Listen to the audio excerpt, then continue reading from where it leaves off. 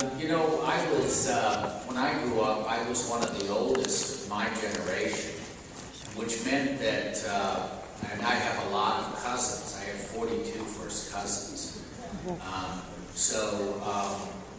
I saw a lot of people, a lot of my cousins, my aunts and uncles, have their children. I've seen a lot of them. But one of the things I noticed was my mother had 4 sisters and 2 sisters-in-law.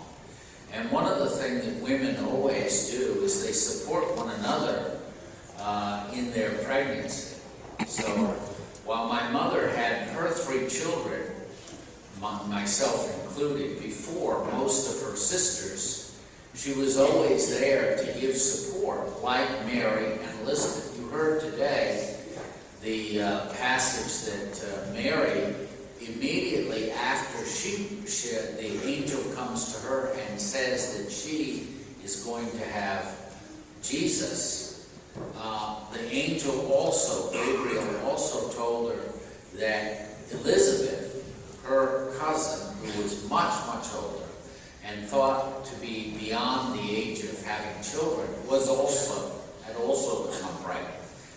So Mary, who lived in Nazareth and went to Judah, which was quite a ways, immediately to give support to her cousin. And to me, that was, all during my childhood, as my other cousins were born, I could see that mutual support. Women give each other, when they're pregnant, they share not just the strong support, but all the clothes that they pass it on from one to the others, and the cribs, and bassinets, and all of that.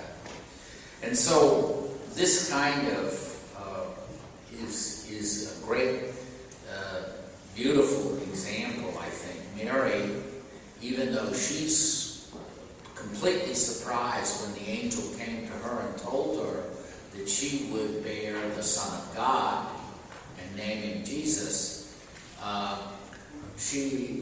when she also hears about her cousin Elizabeth, she goes to support. And you can hear Elizabeth today in the scripture.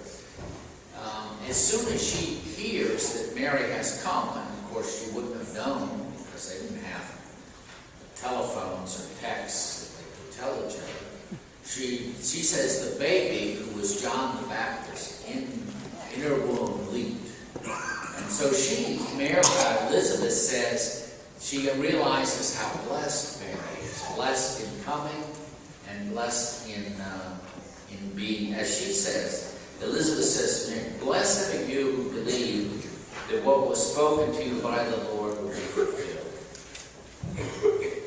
Now for ourselves, there's only a few more days. We're on the 21st, so we have 4 more days till Christmas. And in Christmas, and this is your last full school day, right? So you'll be on vacation until after New Year's. And probably during that time, you will see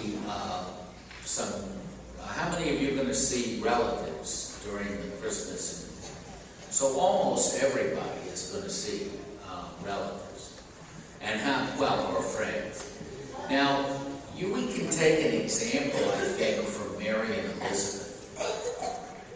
You could make, in these times, since school is going to be out, you're going to have a lot of free time.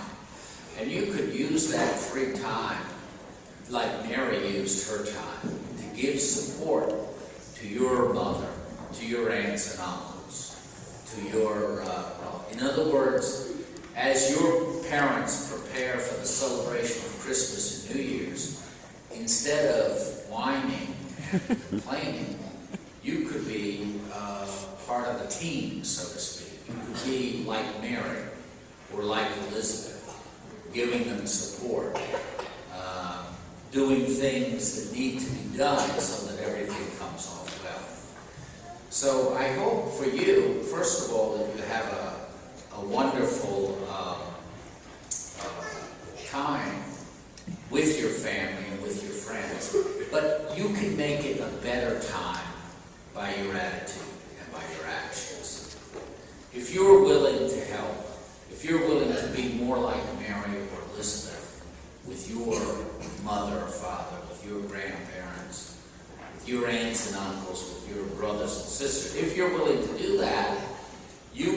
discovered how blessed it is to give. When Elizabeth realized what a blessing Mary had received, and Mary realized what a blessing Elizabeth had received, and you will recognize what a blessing, but not unless you and I get out of ourselves and allow God to make us a blessing to our family. So I hope you take this opportunity to not simply be a receiver, but a giver. Not just one who's cared for, but one who cares. Not just one who is blessed by your family, but is a blessing to your family. So that's your homework, all right? How many are going to do their homework? Well, most. Adults, you going to do it?